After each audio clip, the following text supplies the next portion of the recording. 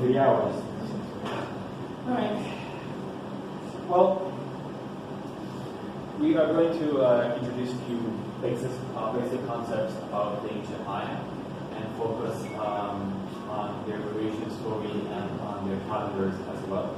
Some of the things you might already know, and some will be new. Some of the new things that you might not know is who the first people in these were. Is that a trick question? So if I ask you who the first people in these were, what would be the answer?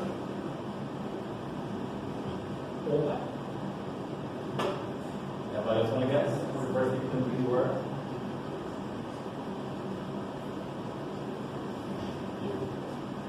No idea. Any ideas?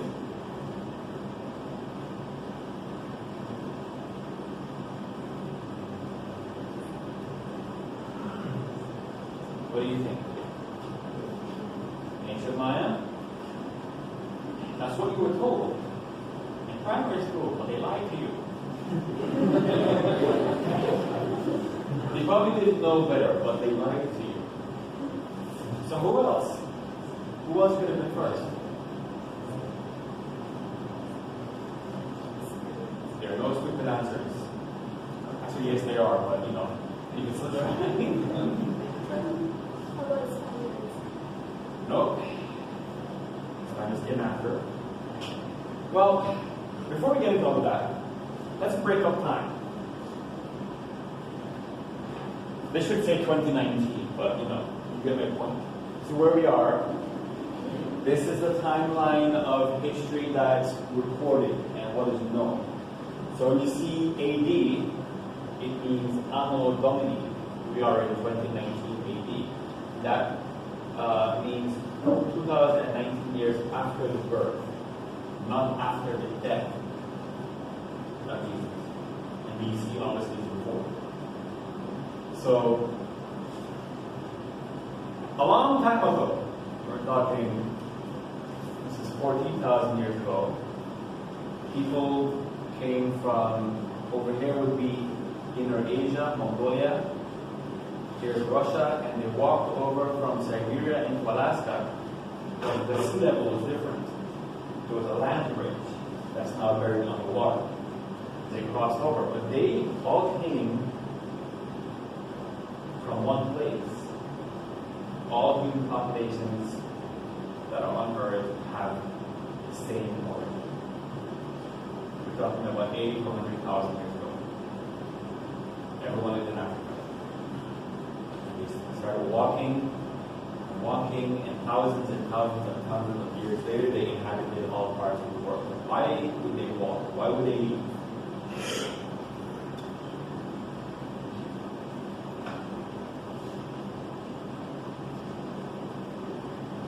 Why leave? Why would you leave? Why would you leave? For food. It's always about survival. It's always about food for them, because they didn't have things. For them, survival was as good as it got. And so they moved, they hunted, they ate, they moved, they hunted, they ate. Some stayed where they were, people kept on walking, and eventually they got to Alaska. And thankfully there was an ice-free border, and people kept on walking down to the US, down to Mexico, Central America, and all the way down to South America. That's the most accepted theory. The other one is that they came along the coast in boats. And there are researchers now testing that one out. So the first people in Belize were the Paleo-Indians, not the Maya. Paleo-Indians were here as early as 10,000 BC. So we're talking about 12,000 years ago. People were living in this country, but they didn't build cities. So that's why it's extremely difficult to say this is where they lived. And they were nomads. Are you nomads? Do you go home to the same place every day? You have a house, you have things that you buy, that you use, creature comforts. This is just an artistic rendition of how a hunter would look, because the Paleo-Indians who lived on this side of the world were not like this. And they certainly were not friends with the large creatures. The large creatures would have killed them. But these large creatures existed at the same time. So this is what they actually look like, more or less. And these are the animals they hunted, and these are the spear points they left behind. So we can tell that they lived here based on the stone technology they left behind. And this is one of them that was found in Ladyville. So that's the first time that we have proof that these people lived here. Since then, a few more have been found. But it's not like the Maya where they built a city, so we know where the city is, we can go and excavate. These things are found just by chance, and they're extremely rare. And this is how they lived, very basic. And they hunted, and they used every part of the animal. They ate the flesh, they wore the pelts, and then they used the bones as weapons to hunt and kill the other animal coming after that. And these are some of the animals that existed at that time. All of these animals are now extinct. They have cousins who are alive. For example, the horses that we have running around today are different. We had wild horses back then. The horses we have now are all descendants from the horses that the Spanish brought when they came to invade the Aztecs. In Belize, we have found the fossilized remains of a few of these creatures, especially this one, giant sloth, who is about 12 feet tall and standing on its legs. This is a mastodon tooth. This is a giant sloth bone, Toninkayo. And I'm assuming that none of you have ever seen a giant sloth before. Has anyone seen a giant sloth before anywhere? Nowhere? Ever? You recognize this character? Who's this? That is Sid. And Sid is a giant sloth. But Sid, in reality, was nowhere that short, or that friendly, or that stupid. Certainly was taller than a mastodon. And we do have proof that they used to live here. You saw proof on the picture, and we have one here in person. The actual fossilized remains of a giant sloth femur. Yes, I want to hold it. Is your hand?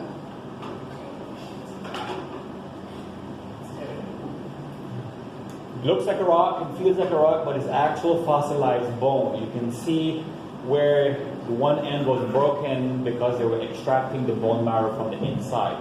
It's porous. These are what they look like today. They're smaller.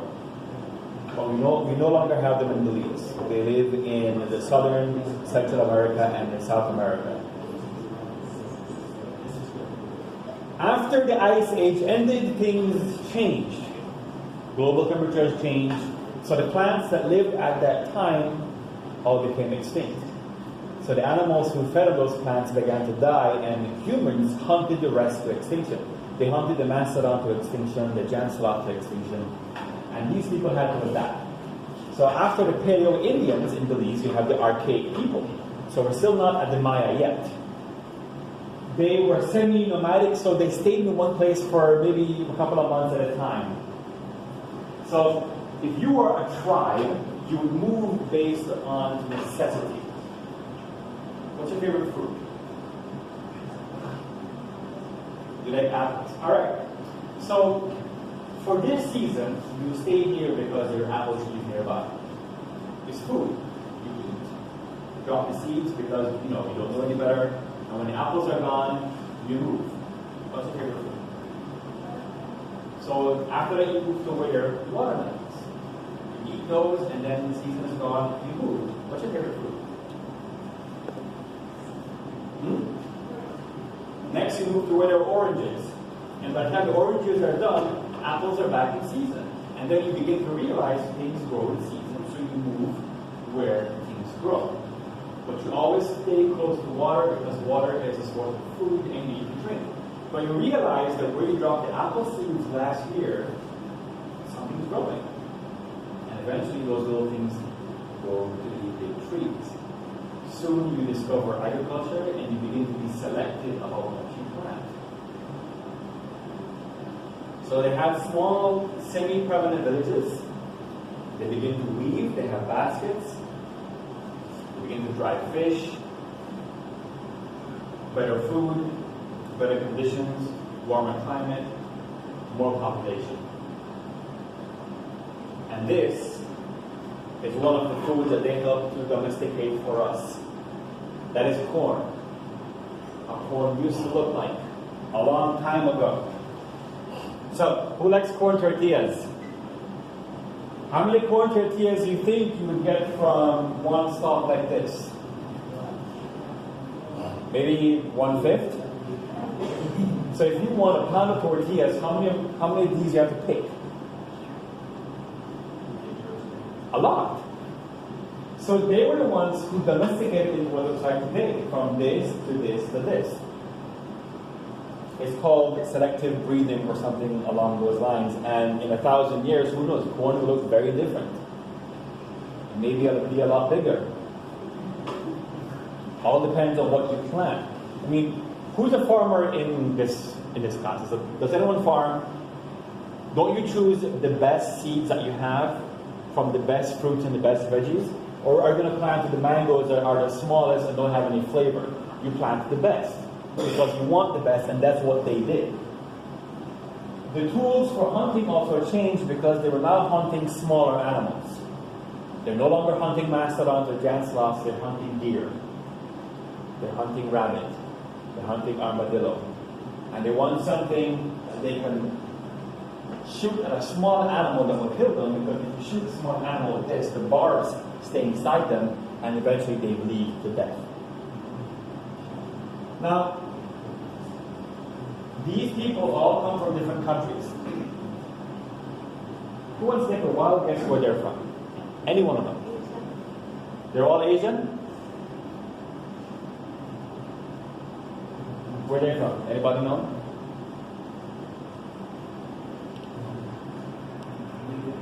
India? What about them? What about her?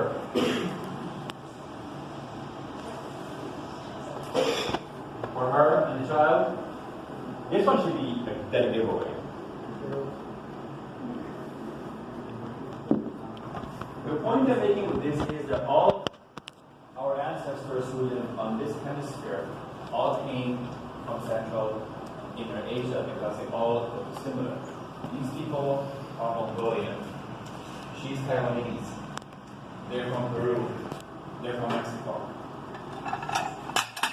But they all look similar. And this is the area we live in called Mesoamerica. Home to Maya, but also different countries, different cultures. They all live in one of them, as well as the Zapotec and the Mixtecs. And they all live at different times. They did not coexist always at the same time. And this is the biggest misconception I want to clear up. When you leave today and you see someone using this picture, calling it the Maya calendar, please correct them. That is the Aztec sunstone. Different culture. Totally different. The Maya never, and I repeat, never made a calendar that looks like this. Now, let's get into the Maya then. Their creation story, the story of their origin, is called the Popol Vuh. You all have your creation story, right? Don't you? What's the first line in your creation story? If you don't know this, they should give you a demerit. Come on. In the beginning. And then, of course, it follows what was made, how long it took.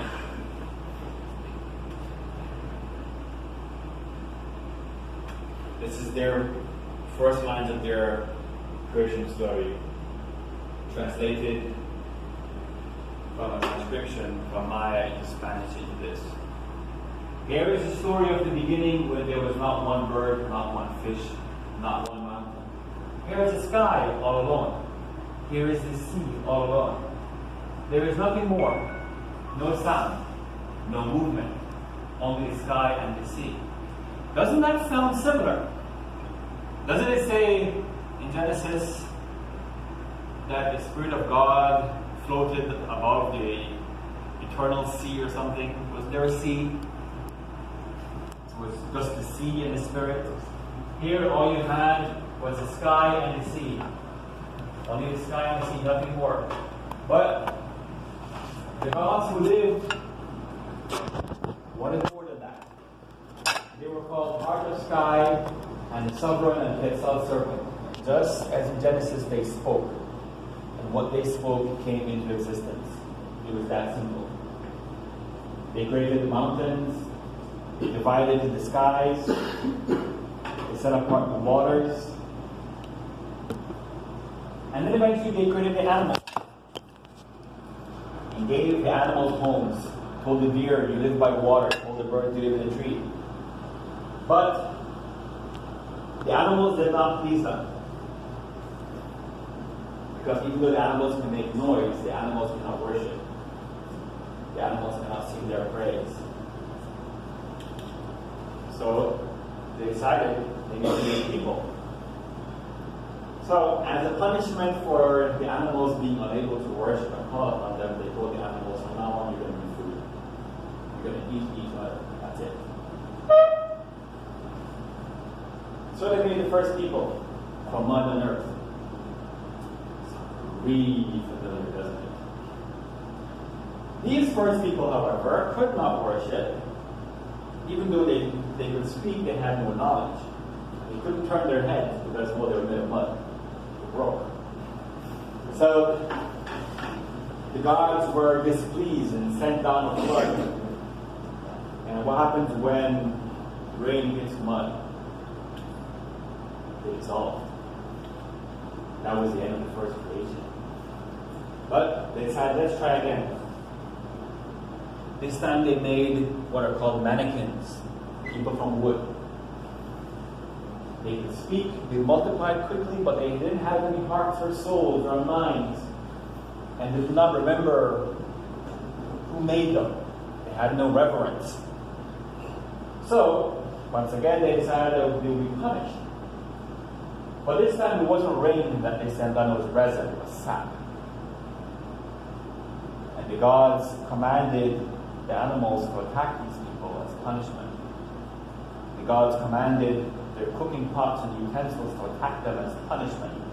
So their pots flew into their faces, their grinding stones hit them, dogs bit them, everything attacked them.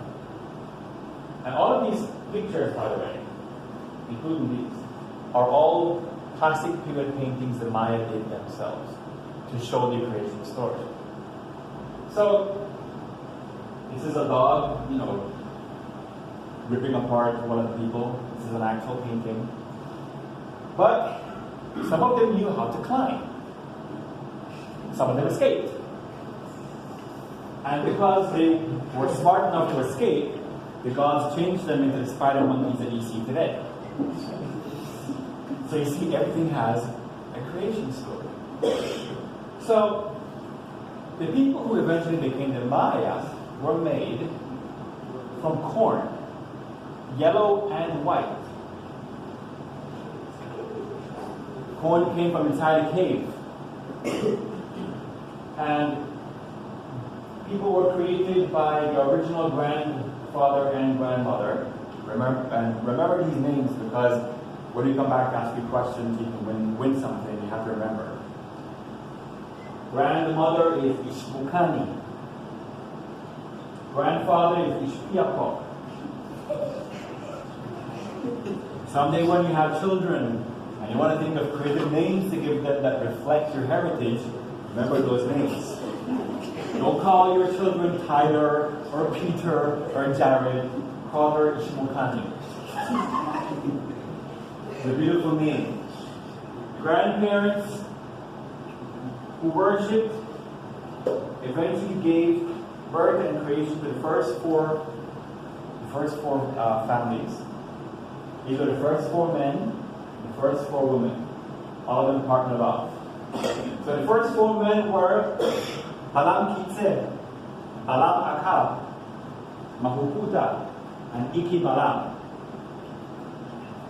Who wants to take a chance to read the female names? Anybody?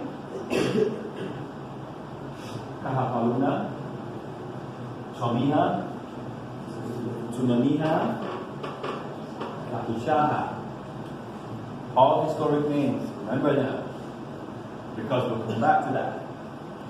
So from these first 4 families came all the Maya people that inhabited Mesoamerica.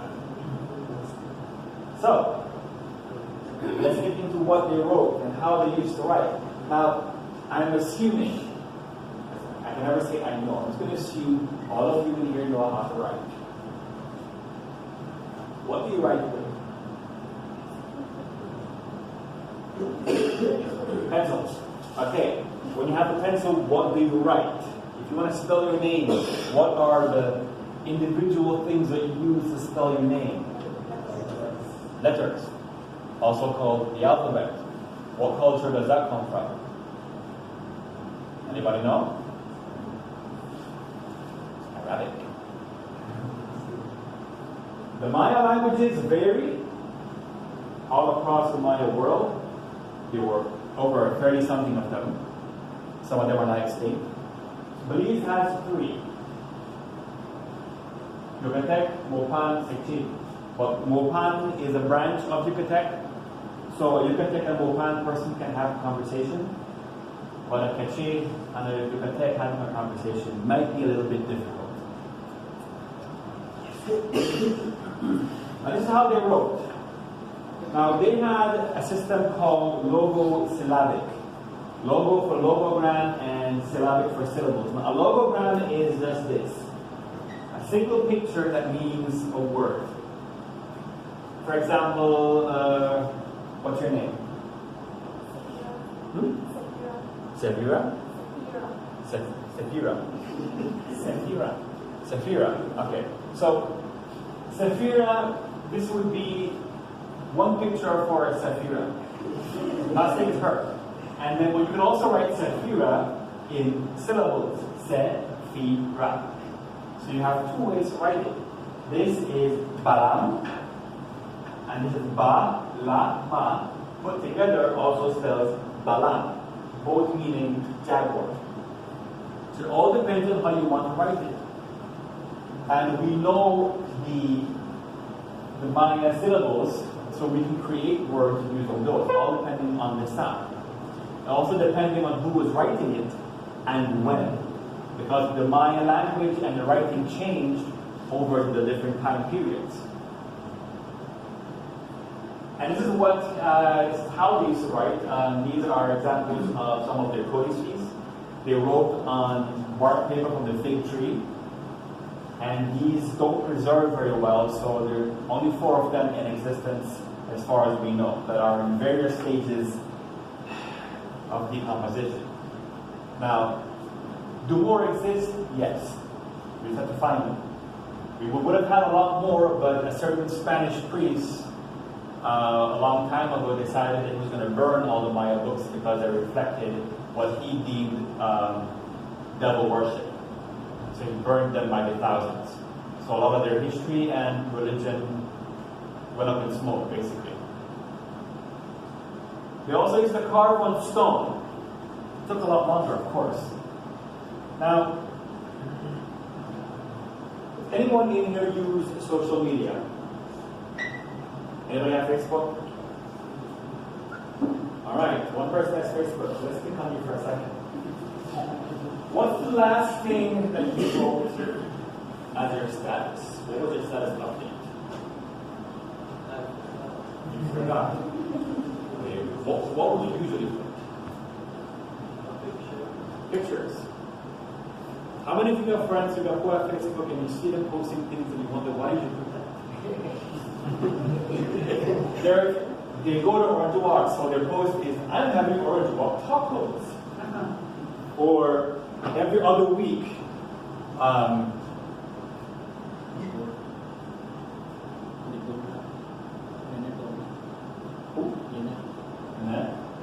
sorry.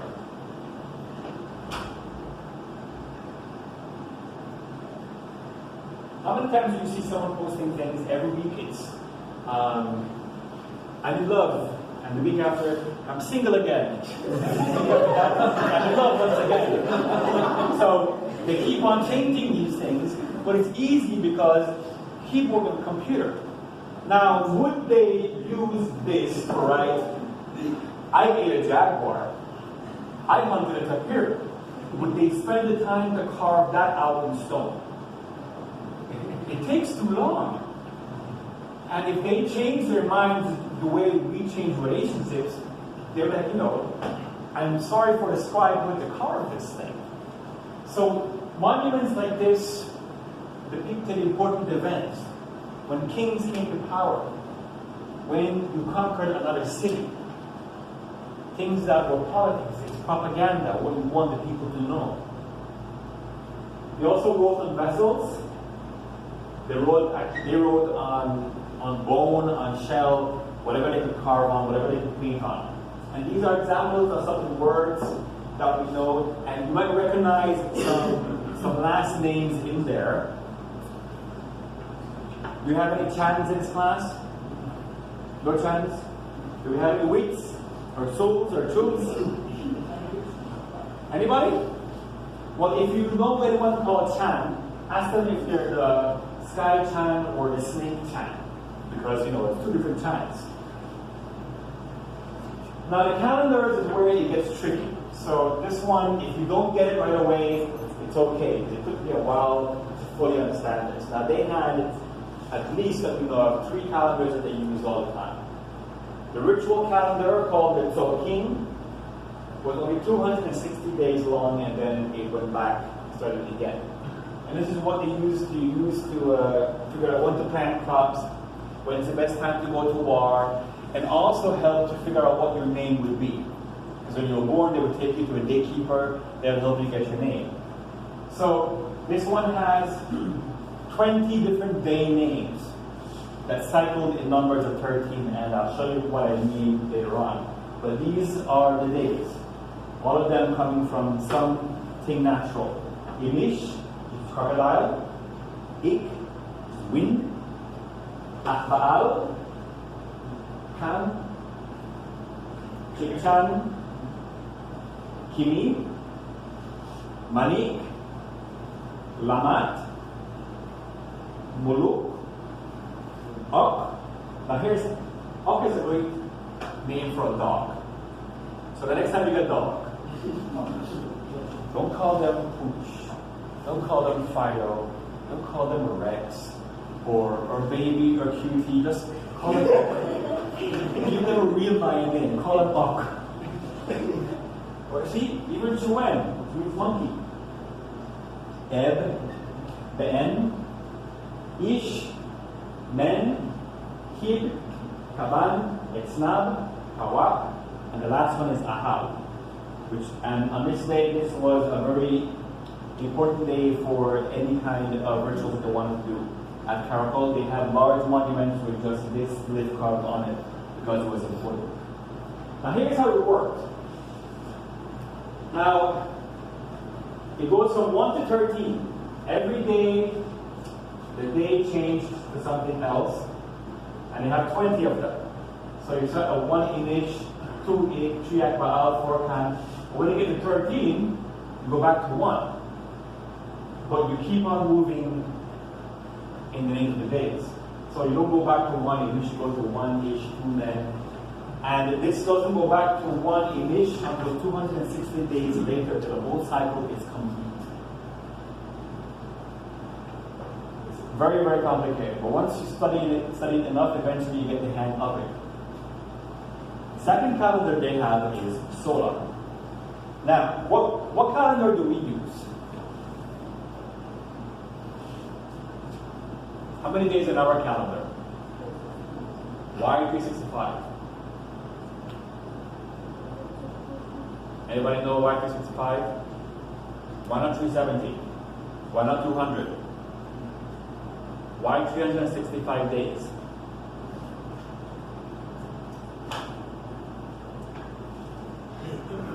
Why? You don't know? Do you know? Do you know? I guess they say